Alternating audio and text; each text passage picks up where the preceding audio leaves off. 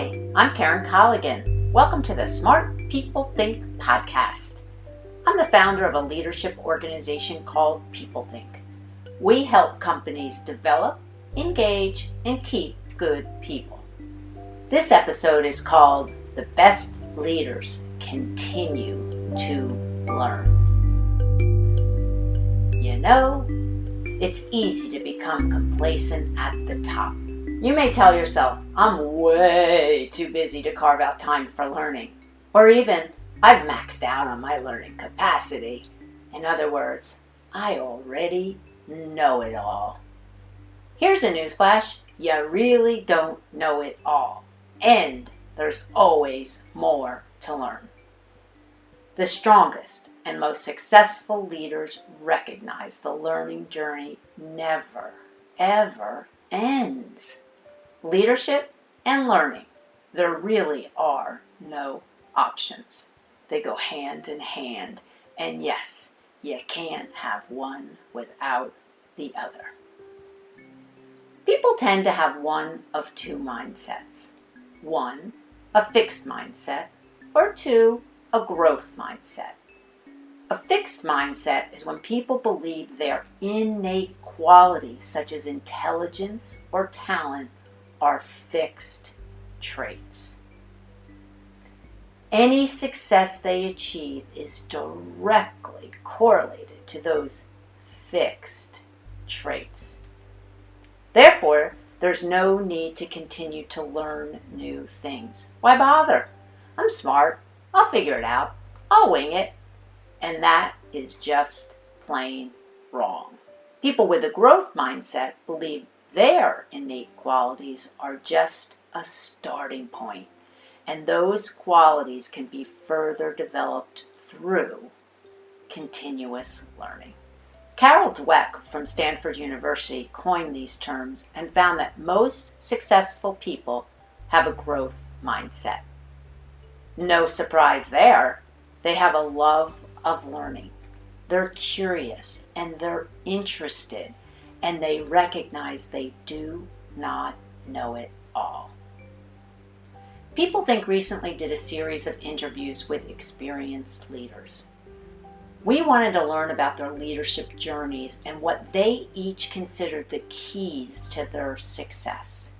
The most common theme? Take a guess. Yippers! Continuous learning and development. Again, no surprise there. So how do you do it? First of all, you have to adopt a growth mindset. You have to be curious and admit that you still have room to learn new things.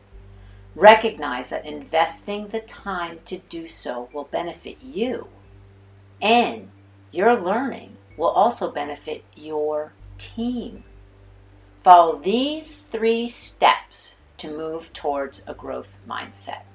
Number 1, identify and acknowledge your gaps. Let's be real. We all have gaps. What are the areas you need to develop to become the leader you want to be? Number 2, create a plan.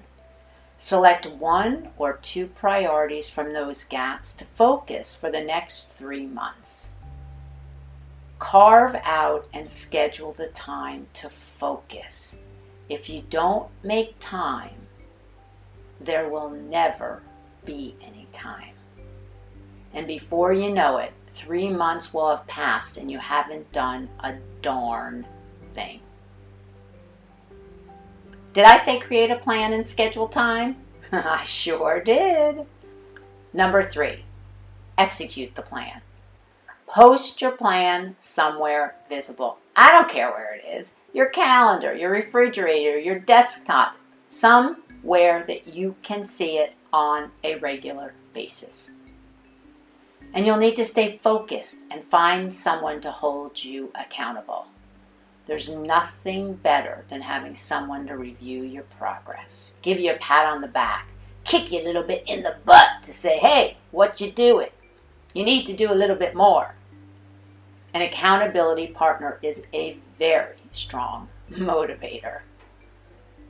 Learning comes in many forms from many places. In my leadership development work with organizations, I've seen the greatest benefits come from programs where we used a variety of learning opportunities. Everything from workshops to coaching to leadership assessments and 360s. And there is always some great new book or article to keep you on top of the latest trends. A growth mindset is what will set you apart from the rest. And in order to be the strongest leader, you'll need to learn, you're going to need to be curious, and you're going to have to be very purposeful about who you are as a leader. Leadership is serious business. So ask yourself the question, are you serious about who you are as a leader?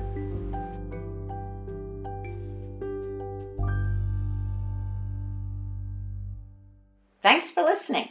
I'm Karen Colligan. Music by Blue Dot Sessions. Editing by Marylee Williams. Till the next episode of the Smart People Think podcast. Have a good one.